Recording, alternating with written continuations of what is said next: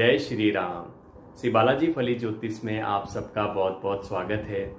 आज इस वीडियो में हम बात करने वाले हैं कि जन्म कुंडली देख के ये कैसे पता करें कि किस वर्ष किसी जातक को विशेष रूप से धन की प्राप्ति होगी, यानी कि किस साल किसी जातक को धन लाभ विशेष रूप से होगा। तो आज इस वीडियो में हम एक नियम की बात करने वाले हैं और वह जो नियम है वह नियम देव केरलम नामक ग्रंथ से लिया गया है। आप में से काफ़ी लोग देव केरलम इस ग्रंथ के बारे में जानते होंगे कि यह बहुत ही प्रसिद्ध नाडी ग्रंथ है। इस नाडी ग्रंथ के नियम काफ़ी अनुभव में खरे उतरते हैं।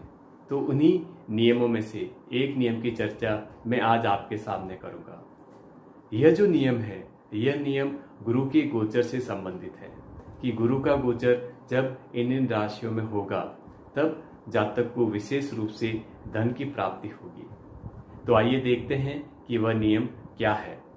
नियम यह है कि धनेशांशे तत् त्रिकोणे लाभेशांश त्रिकोणगे स्फुट योगम गते जीवे वित्त लाभम विनिर्दिशेत, यानी कि wealth will come to pass when Jupiter transits the sign identical with the Navansa occupied by the second lord or the 11th lord of the trines thereof on the degree of that sign lord, यानी कि गुरु जब धनेश या लाभेश की नवांश राशि से गोचर करे या उससे त्रिकोण में गोचर करे तब राशि स्वामी के भोगांश के पास आए तब धन की प्राप्ति होती है।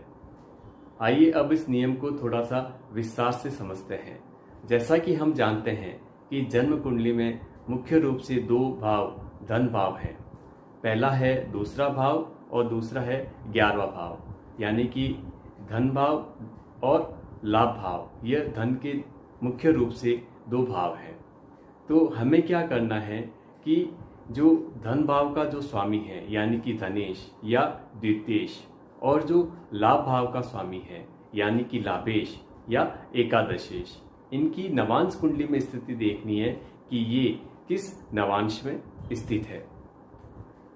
मान लीजिए कि हम पहले धनेश की बात करते हैं कि धनेश की देखनी है कि धनेश की नवांश कुंडली में क्या स्थिति है, यानी कि किस नवांश में स्थित है।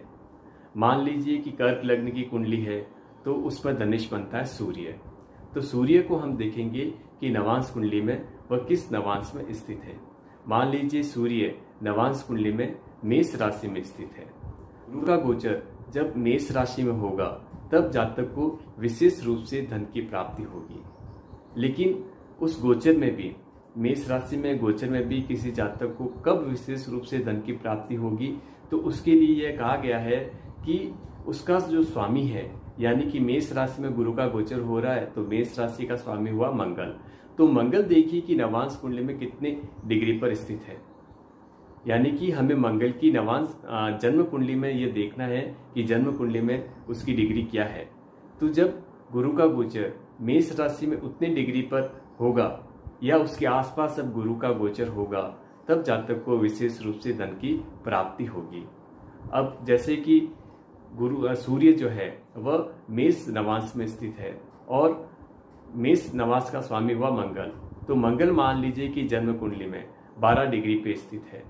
तो गुरु का गोचर जब मेष राशि में होगा और जब गुरु 12 डिग्री या इसके आसपास आएगा तब जातक को विशेष रूप से धन की प्राप्ति होगी। अब ऐसा ही हमें इसके त्रिकोण से देखना है कि मेष राशि में सूर्य स्थित है तो एक तो इससे गुरु का जब गोचर होगा या फिर इससे त्रिकोण में। तो त्रिकोण जो है वह सिंह राशि और धनु राशि आती है। तो सिंह राशि या धनु राशि में जब गुरु का गोचर होगा तब जातक को विशेष रूप से धन की प्राप्ति होगी। अब मान लीजिए कि गुरु का गोचर वह सिंह राशि में हो रहा है तो सिंह राशि का स्वामी हुआ सूर्य। तो यह देखिए कि सूर्य जन्म कुंडली में कितने डिग्री पे स्थित है। अब मान लीजिए कि सूर्य जन्म कुंडली में 18 डिग्री का है। तो जब गुरु का गोचर सिंह राशि में होगा और जब 18 डिग्री या 18 डिग्री के आसपास गुरु का गोचर होगा तब जातक को विशेष रूप से धन की प्राप्ति होगी। ऐसा ही गुरु जब धनु राशि में गुरु का गोचर होगा, तब हमें यह देखना है कि धनु राशि का स्वामी होता है गुरु, तो गुरु जन्म कुंडली में कितने डिग्री में स्थित है। तो जितने डिग्री का गुरु होगा उतने डिग्री या उस डिग्री के आसपास जब गुरु का गोचर होगा, तब जातक को विशेष रूप से धन की प्राप्ति होगी। तो ये हमने देखा धनेश के नवांश के आधार पर। ऐसा ही हमें एकादशेश या लाभेश की स्थिति देखनी है कि लाभेश की स्थिति नवांश कुंडली में किस नवांश में स्थित है।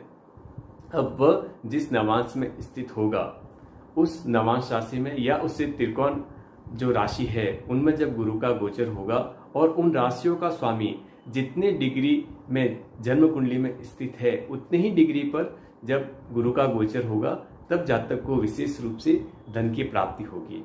अब मान लीजिए कि एकादशेश जो है वह कर्क नवांश में स्थित है, तो कर्क नवांश में जब गुरु का गोचर होगा, यानी कि कर्क राशि में जब गुरु का गोचर होगा, तब जातक को विशेष रूप से धन की प्राप्ति होगी।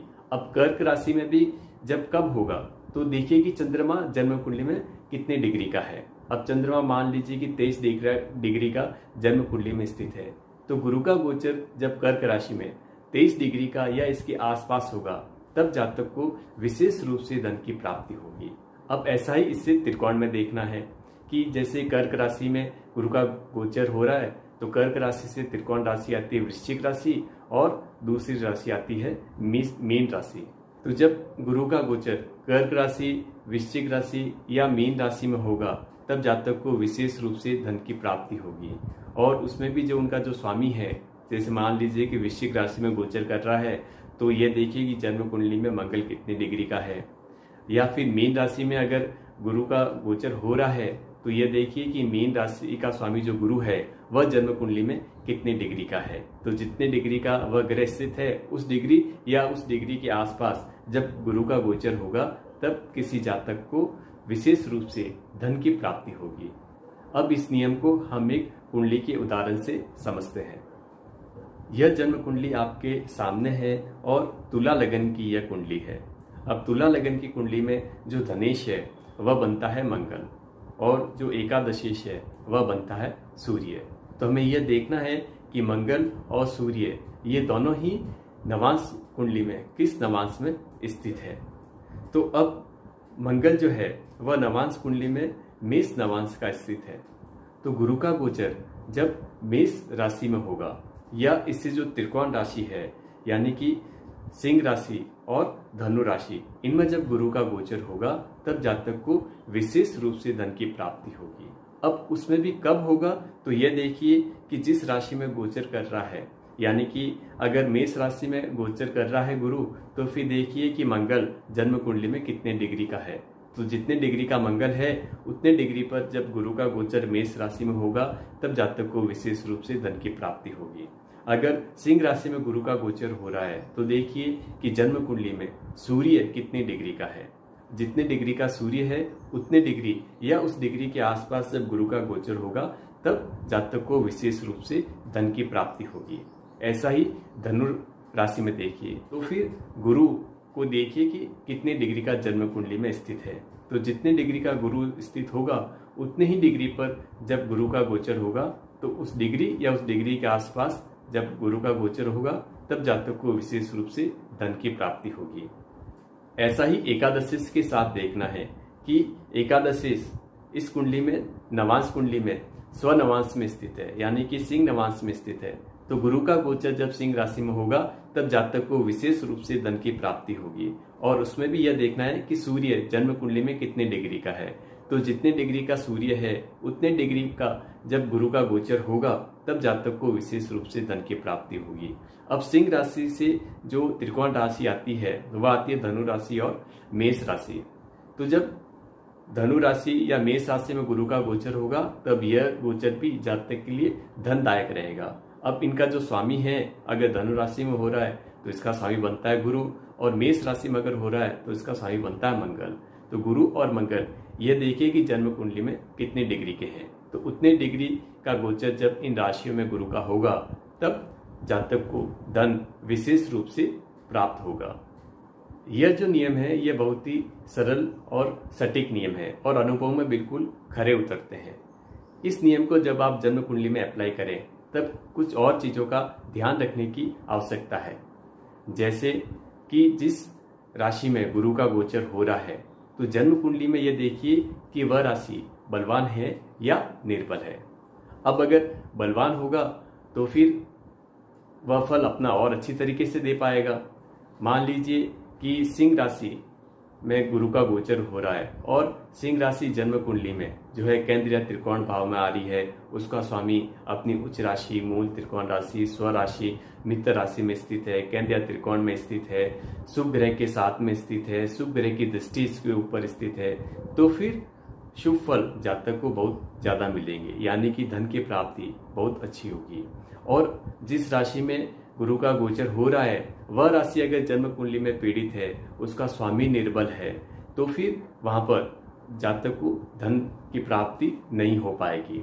यानी कि जिस राशि में गुरु का गोचर हो रहा है उस राशि में जन्म कुंडली में पाप ग्रह स्थित है, पाप ग्रह की दृष्टि है, पाप ग्रह के मध्यत्व में है, यानी कि दोनों ओर पाप ग्रह हैं, तो फिर यहाँ पर जातक को धन की प्राप्ति विशेष रूप से नहीं हो पाएगी। तो इस चीज का भी ध्यान रखना है कि जिस राशि में गुरु का गोचर हो रहा है उसकी स्थिति जन्म कुंडली में कैसी है और उसका जो स्वामी है वह बलवान है या निर्बल है। इसके अलावा गोचर का एक सामान्य नियम है जिसका भी हमें ध्यान रखना है। वह सामान्य नियम यह है कि जो ग्रह गोचर में अच्छी स्थिति में हो या शुभ फल देने की स्थिति में हो, वह जब गोचर में अस्त हो जाए तब फिर वह अपना फल नहीं दे पाता। तो यह गोचर का एक सामान्य नियम है।